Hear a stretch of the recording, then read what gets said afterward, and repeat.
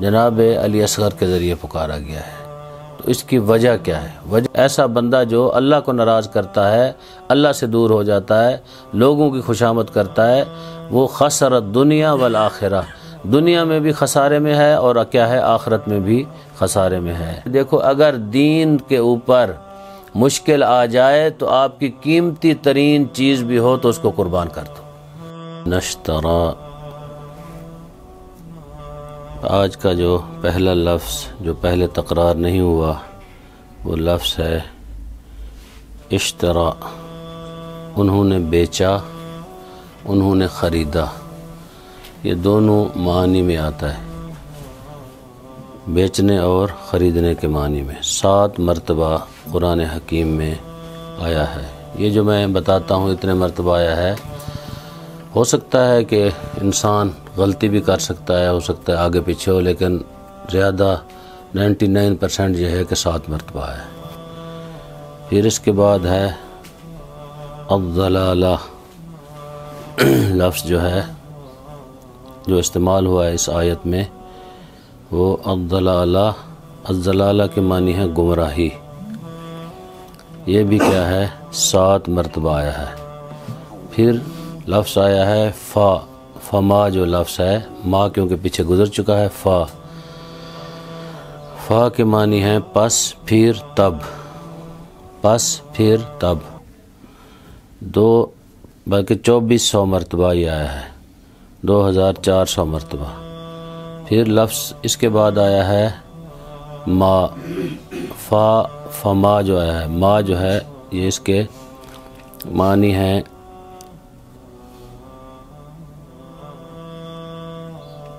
پیچھے اس کے ماں کے معنی گزر چکے ہیں، اس کے معنی ہے نہیں۔ پھر اس کے بعد لفظ آیا رابحت،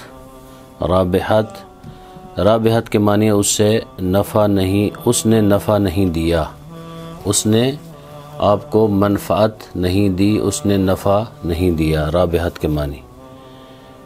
یہ رابحت 16 مرتبہ آیا ہے قرآن حکیم میں۔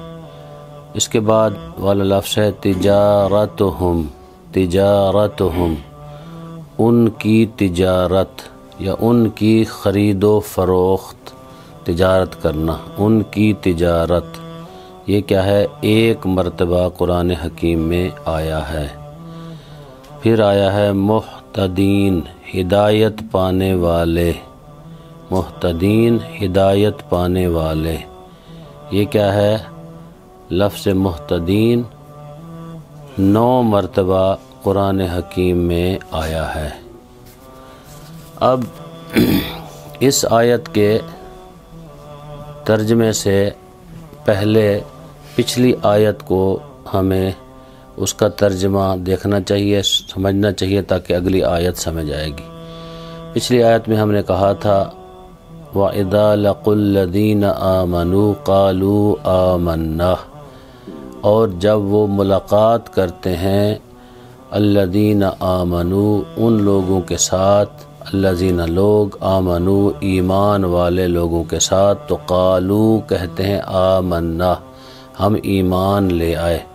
وَإِذَا خَلَوْا إِلَىٰ شَيَاطِینِهِمْ، جب وہ خلوت کرتے ہیں، علیحدہ ہوتے ہیں، علیحدگی میں اپنے شیاطین، اپنے گروپ کی طرف جاتے ہیں، قالوا کہتے ہیں ان کو انما معکم، انما سوائے اس کے نہیں، معکم ہم آپ کے ساتھ ہیں، معکم آپ کے ساتھ، انما نحن مستہزئون، پھر آگے وہ کہتے ہیں اب ہمارے ساتھ ہیں تو باتیں کیوں کر رہے تھے ان کے ساتھ؟ جیسے اجاز سے کوئی کہے کہ اگر آپ میرے ساتھ ہیں، میرے دوست ہیں، تو آپ پھر شکیل سے آپ کی کیا رابطہ ہے، اس سے باتیں کیوں کرتے ہو، جا کے بیٹھتے ہو؟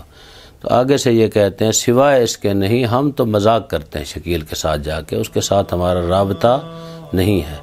اگلی آیت میں اللہ تعالیٰ نے پھر اس کا جواب دیا اللہ یستہزیء بہم، اللہ جو ہے استہزاء کرتا ہے، مذاق کرتا ہے، بہم ان منافقین کے ساتھ، وَيَمُدُّهُمْ فِي طُغْيَانِهِمْ يَعْمَهُونَ، اللہ تعالیٰ نے ان کو کیا ہے ڈھیل دی ہوئی ہے، اور ان کو کس میں ڈھیل دی ہوئی ہے؟ ان کی سرکشی میں، اور کیا ہے یعمہون، ان کی گمراہی کے اندر۔ کیونکہ اللہ نہیں چاہتا کہ یہ کیا ہیں دوبارہ واپس پلٹیں۔ آج کی آیت میں اولئک الذین اشتروا، وہ لوگ جنہوں نے نشترا خریدا الضلالہ گمراہی کو بالہدی ہدایت کے بدلے میں، جنہوں نے خریدا گمراہی کو ہدایت کے بدلے میں۔ کیا مطلب؟ جو پیغمبر گرامی اسلام ہدایت تھے ان کو چھوڑ دیا اور کیا ہے گمراہی کی طرف چلے گئے، منافقین اپنے لوگوں کی طرف چلے گئے، اس کو خرید لیا۔ فما پس نہیں ہے رابحت نفع مند تجارتہم، یہ کام تجارت ان کی۔ رابحت ربا سے ہے، جیسے کہتے ہیں نا فلاں بندہ جو ہے ربا خور ہے، رابحت اردو میں بھی استعمال ہوتا ہے۔ نہیں ہے یہ نفع مند تجارت، یا نہیں ہے یہ تجارت ان کے لیے نفع مند، اگر با محاورہ ترجمہ کیا جائے، نہیں ہے یہ تجارت ان کے لیے فائدہ مند سود مند نہیں ہے۔ وما قانوا مہتدین، اور نہ ہی یہی لوگ جو ہیں جنہوں نے خریدا ہے ہدایت کے بدلے میں گمراہی کو، ہدایت یافتہ، یعنی یہ ہدایت یافتہ بھی نہیں ہے اور کیا ہے تجارت بھی ان کے لیے نفع مند سود مند نہیں ہے۔ کیا مطلب ہدایت یافتہ نہیں ہے؟ یعنی انہوں نے ہدایت حاصل ہی نہیں کی، یہ ہدایت لینے نہیں چاہتے۔ جیسا کہ آج اس معاشرے میں بھی آپ دیکھتے ہیں کہ لوگ کچھ ہدایت کی طرف آنا ہی نہیں چاہتے، جتنی ہدایت دیں وہ بس اپنی جگہ پہ ڈٹے ہوئے ہیں، کہتے ہیں نہیں جی بس ٹھیک ہے ہم جیسے چل رہے ہیں ہمیں اسی طرح چلنے دو، اور یہ لوگ کیا ہے ہدایت یافتہ نہیں ہیں۔ کون حدیث پڑھے گا؟ علیہ السلام اپنے ایک صحابی سے فرماتے ہیں، اے فتح، جو اللہ کی اطاعت کرتا ہے اسے مخلوق کی ناراضگی کی کوئی پرواہ نہیں ہوتی، اور جو خالق کو ناراض کرتا ہے وہ یقین کر لے کہ خالق اسے مخلوق کی ناراضگی میں مبتلا کر دے گا۔ صدق اللہ العلی العظیم۔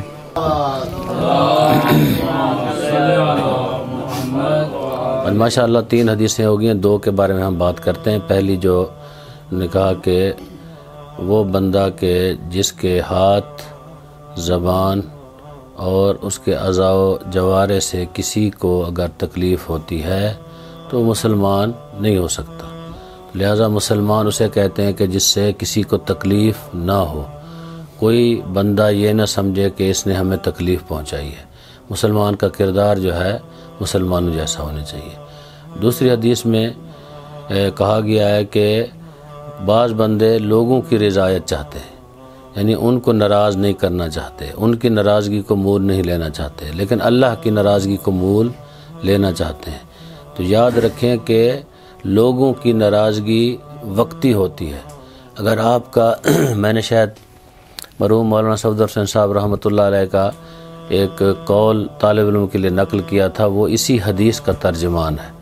وہ فرمایا کرتے تھے کہ آپ کا بیٹو اللہ کے ساتھ معاملہ ٹھیک ہونا چاہیے، لوگ آپ کو کافر بھی کہیں تو پرواہ نہ کرو، اس لیے کیونکہ اللہ سے آپ کے تعلقات اچھے ہیں، اللہ سے تعلقات اچھے ہیں تو لوگوں سے نہ بھی ہوں تو خیر ہے۔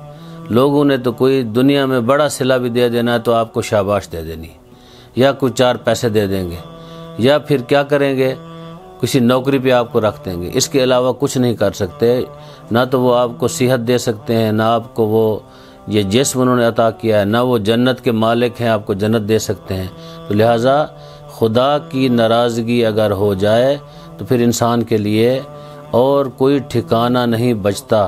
اگر لوگ ناراض ہوتے ہیں تو ہوتے رہیں، انسان اگر صحیح کام کرتا ہے تو لوگوں کی ناراضگی کو مول لے لے، لیکن اللہ کی ناراضگی کو مول نہ لے۔ اللہ کی ناراضگی جب ہو جاتی ہے تو پھر لوگ بھی اس کو نہیں بچا سکتے، اگر لوگ بچانا چاہیں تب بھی لوگ اس کو نجات نہیں دے سکتے۔ ایسا بندہ جو اللہ کو ناراض کرتا ہے، اللہ سے دور ہو جاتا ہے، لوگوں کی خوشامد کرتا ہے، وہ خسر الدنیا والآخرہ، دنیا میں بھی خسارے میں ہے اور کیا ہے آخرت میں بھی خسارے میں ہے۔ تو زیارت کے جو جملے ہیں یہ آج کے کوئی پڑھے اگر کسی کے پاس ہے۔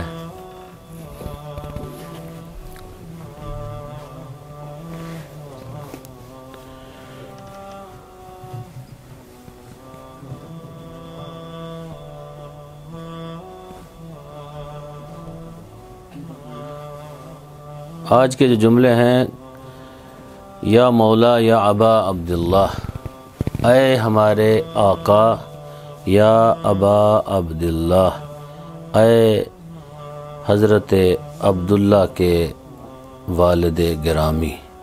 جناب علی اصغر کا نام جو ہے جناب عبداللہ تھا، تو امام حسین علیہ السلام کو یا ابا عبداللہ، اصغر اس لیے کہتے تھے وہ چھوٹے تھے تو ان کا لقب تھا۔ تو اے ہمارے مولا، اے ہمارے آقا، کبھی کبھی میں اس کے بارے میں جب اس کو میں دیکھ رہا تھا، اس سے پہلے بھی میں نے کئی دفعہ اس کو جب پڑھتا ہوں زیارت وارثہ یا اور زیارتیں، تو دیکھتا ہوں کہ حضرت کو کسی دوسرے بیٹے کے ذریعے نہیں زیارت کے اندر پکارا گیا، جناب علی اصغر کے ذریعے پکارا گیا ہے۔ تو اس کی وجہ کیا ہے؟ وجہ تو حقیقی وہ ائمہ جانتے ہیں جنہوں نے اس زیارت کو مرتب کیا، یا پھر اللہ تعالیٰ کو پتہ ہے کیا ہے، لیکن جو ہماری سمجھ ہے وہ یہ ہے کہ جناب علی اصغر کربلا میں ایسی قربانی تھی کہ اس سے عظیم قربانی، جبکہ ذبح عظیم کہ مالک سید الشہداء ہے امام حسین، لیکن اتنی بڑی قربانی کربلا میں اور نہیں ہو سکتی تھی کہ ایک 6 ماہ اور کچھ دن کا بچہ ہو اور اس کو کیا حضرت اپنے ہاتھوں میں لے جائیں، شہید کروا دیں۔ یہ کہنا آسان ہے، کون باپ ہے جو اپنے بچے کو لے جائے اور ذبح کروا دے اور پتہ ہو جائے لے جاؤں گا ذبح ہو جائے گا۔ اسی لیے مرحوم علامہ اختر عباس رحمۃ اللہ علیہ وہ فرمایا کرتے تھے کہ جب کسی نے ان پہ اعتراض کیا کہ آپ قبلہ یا علی مدد کے قائل نہیں ہیں، انہوں نے کہا کہ ہم تو جناب علی اصغر کی بھی مدد کے قائل ہیں، وسیلۃ اللہ مانتے ہوئے کہ جناب علی اصغر بھی اللہ کے نزدیک بہت بڑا وسیلہ تھے، ہم تو اس کے بھی قائل ہیں۔ تو لہٰذا امام حسین علیہ السلام شاید کربلا میں جو میں سمجھا ہوں کہ امت کو یہ سمجھانا چاہتے تھے، دیکھو کہ اگر آپ اس بچے کو جس کا کوئی سمجھتے ہو اگر قصور، یہ حضرت کے جملے بھی ہیں غالباً اگر صحیح ہیں روایات میں، کیونکہ تاریخ کی کتابوں کو ہم 100% درست نہیں کہہ سکتے کیونکہ نقل ہوئی ہے مختلف لوگوں سے، اگر حضرت نے یہی فرمایا ہے کہ لوگوں اگر میں قصوروار ہوں تو آپ کے نزدیک میں ہوں، اس بچے کا کیا قصور ہے؟ جبکہ سید الشہداء بھی قصوروار نہیں تھے، عصمت پہ فائز تھے، ان کا کیا قصور تھا؟ تو لہٰذا یہ کہنا کہ یہ بچہ تو بچہ ہے، اس کا کیا، اس نے کس کو نقصان پہنچایا یا کس کو مارنے آئے تھے کربلا میں؟ تو گویا امام حسین علیہ السلام 2 پیغام دے رہے تھے، ایک یہ کہ دیکھو جب لوگ اپنی وہ کہتے ہیں گر جائیں حیثیت سے، اتنا گرتے ہیں وہ ایک 6 مہینے کے بچے کو بھی شہید کر دیتے ہیں، جیسا کہ کربلا کے اندر یہ واقعہ پیش آیا اور لوگوں نے جناب علی اصغر کو شہید کر دیا۔ دوسری بات یہ سمجھانا چاہتے تھے، دیکھو اگر دین کے اوپر مشکل آ جائے تو آپ کی قیمتی ترین چیز بھی ہو تو اس کو قربان کر دو۔ یعنی امام حسین علیہ السلام کی قیمتی ترین چیزوں میں سے کیا تھی؟ رضا جناب زینب سلام اللہ علیہا کی، اور پھر جناب علی اصغر بچہ ہے، چھوٹا ہے، اس کو لے کے چلے گئے۔ یعنی جب دین پہ مشکل آئے یہ نہ کہو کہ کیونکہ میرا کیا تعلق ہے، بعض لوگ کہتے ہیں کہ وہ کر رہا ہے میں کیوں، میرا کیا تعلق ہے، وہ خود ہی جواب دے گا۔ یہ امر بالمعروف و نہی عن المنکر کا فریضہ ہر ایک شخص کا ہے، کوئی یہ نہیں کہہ سکتا کہ میرا کیا ہے، ہر ایک اس کے اندر شامل ہے۔ تو لہٰذا امام عالی مقام نے ایسا کام کیا کہ رہتی دنیا تک لوگوں کو ایک درس دیا، دیکھو جب دین کے اوپر کوئی مشکل آئے تو آئیں اور آ کے سیسا پلائی ہوئی دیوار کی طرح کھڑے ہو جائیں۔ امام حسین علیہ السلام نے کربلا کے میدان میں یعنی ایسی تاریخ رقم کی، دنیا آج تک ششدر ہے کہ اس طرح کی تاریخ رقم کوئی نہیں کر سکتا جو امام حسین علیہ السلام نے کی۔ ہر ایک چیز کی قربانی دی، جو قرآن کی آیت ہے کہ اللہ امتحان لیتا ہے مال کے ذریعے، اولاد کے ذریعے، ثمرات کے ذریعے، امام نے تمام وہ قربانیاں وہاں کربلا میں پوری کی۔ مال تھا لٹا دیا، اولاد تھی شہید کروا دی، آبرو چلی گئی، بہنیں تھیں ان کی چادریں چلی گئیں، بچے تھے شہید ہو گئے، سب سے کم سن بچہ تھا جناب علی اصغر، اس کو بھی کربلا کے میدان میں قربان کیا۔ کیوں؟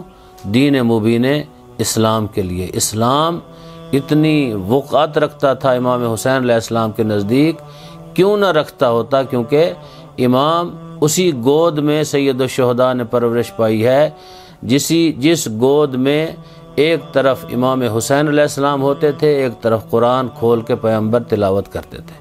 بلکہ یوں کہوں کہ وہی زبان جس کو سید الشہداء نے چوس کر جوان ہوئے، اسی زبان سے قرآن کی تلاوت ہوئی۔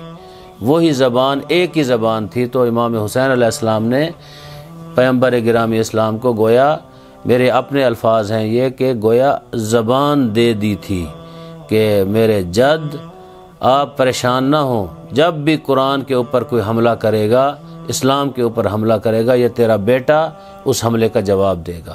آج اس کے بعد پھر کسی کو جرأت نہیں ہوئی کہ کوئی یزید بن کے آ جائے اور آ کے اس طرح کا کردار ادا کرے۔ اس یزید کو، بلکہ یزیدیت کو سید الشہداء نے خاک میں ملا دیا، اور یہ ایک پیغام دنیا کو دے کے چلے گئے کہ مجھ جیسا اس جیسے کی بیعت نہیں کر سکتا۔ لہٰذا ہمیں اس معاشرے میں جب ہم رہتے ہیں تو ہمیں بھی اس معاشرے کے اندر ایسا کردار ادا کرنا چاہیے جو کردار حسینی ہو، کردار محمدی ہو، کردار علوی ہو۔ یہ کردار نہیں ہونا چاہیے کہ ہم جب کوئی بندہ کسی سے کوئی بات سنے، فرض کریں جی مجھے یہاں سے کسی بندے نے کہا کہ فلاں بندہ آپ کے بارے میں یہ کہہ رہا ہے، میں فوراً بغیر کسی اس کی بات سنے سمجھے اس کی میں ایسی کی تیسی پھیر دوں یا اس کو سزا دینے کے اوپر آ جاؤں، تو اس کی اجازت اسلام نہیں دیتا۔ جس حدیث کو انہوں نے پہلے پڑھا، اسلام مسلمان وہ ہے جس کے ہاتھ سے، جس کی زبان سے، جس کے اعضاء و جوارح سے دوسرا بندہ محفوظ رہے، چاہے وہ مسلمان ہو چاہے وہ غیر مسلم ہو۔ جو واقعہ سیالکوٹ کے اندر پیش آیا، یہ بہت ہی بھیانک واقعہ تھا، جو انسانیت سوز واقعہ تھا، جس سے پیغمبر گرامی اسلام خوش نہیں ہوئے، جس سے اہل بیت علیہم السلام صحابہ کرام بھی خوش نہیں ہوئے کہ ایک بات کو سنا جا کے اس طرح کا کام کرنا جو یعنی بدترین لوگ کرتے ہیں، وہ کام انجام دینا، ایک مسلمان کے ہاتھ سے کام ایسا ہو جائے۔ ایک تو ہم ایک اسلامی حکومت میں رہتے ہیں، یہ جمہوری اسلامی پاکستان ہے، یہ کافروں کا ملک نہیں ہے کہ ہم یہاں جو مرضی کرتے رہیں۔ وہاں بھی ہمارے مراجع مجتہدین کہتے ہیں اگر آپ رہتے ہیں، آپ وہاں مہمان ہیں، وہاں ان ممالک کا بھی کیا ہے، ان کے قوانین کا احترام کریں، اگر نہیں کر سکتے نہ رہیں، چھوڑ دیں، اگر آپ کو ان کے قوانین پسند نہیں ہیں ان ممالک کو چھوڑ دیں، خیر بات کہیں اپنے ملک میں آ جائیں۔ یہ ملک تو اللہ تعالیٰ نے ہمیں اسلام کے نام پہ دیا ہے، لا الہ الا اللہ محمد رسول اللہ کے نام پہ یہ ملک دیا ہے، تو اس ملک میں تو عدالتیں بھی ہیں، اس ملک میں تو نظام بھی ہے، اس ملک میں قانون بھی ہے، اس ملک میں ہمارے اکابر علماء بزرگان مفتیان دین بھی موجود ہیں۔ تو خود سے لوگوں کا یہ فیصلہ کر لینا کون رسول اللہ کا گستاخ ہے کون نہیں ہے، اور ان کو وہیں کھڑے کھڑے مار دینا، اور ایسی بھیانک طریقے سے یہ کام انجام دینا جس سے اسلام کا سر جھک جاتا ہے۔ ایسے واقعات سے اسلام جو ہے، وہ لوگ اسلام کی خدمت نہیں کرتے، ہو سکتا ہے کہ وہ نافہم ہوں، کسی کے ہاتھ میں کھیل رہے ہوں تاکہ اسلام کو نقصان پہنچے۔ اسلام کو جب بھی نقصان ہوا ہے اپنے لوگوں سے ہوا ہے، پرائے لوگوں سے نہیں ہوا۔ اندر کے لوگ جو ہیں منافقین، انہوں نے نقصان پہنچایا ہے، باقی لوگ اسلام کا کچھ نہیں بگاڑ سکتے۔ ہمیں پتہ ہے کہ ہمارا فلاں دشمن ہے، فلاں دشمن ہے، تو ہم ان کو جانتے ہیں، اپنے دشمنوں کی بھی ہمیں پہچان ہے کہ دشمن ہمارے جو ہیں واضح ہیں۔ اس دنیا میں بھی بڑی طاقتیں جو ہیں وہ ہمارے دشمن ہیں، ہمارے درپے ہیں قرآن کے، اسلام کے۔ وہ چاہتے ہیں کہ کہیں نہ کہیں ایسا کام کیا جائے جس سے اسلام کا چہرہ جو ہے داغدار ہو جائے اور اسلام کا چہرہ خراب کیا جائے۔ تو اس واقعے نے، جو سیالکوٹ کا واقعہ ہے، اس نے اسلام کی خدمت نہیں کی، اسلام کا چہرہ داغدار کیا ہے، اسلام کے چہرے کو نقصان پہنچایا ہے۔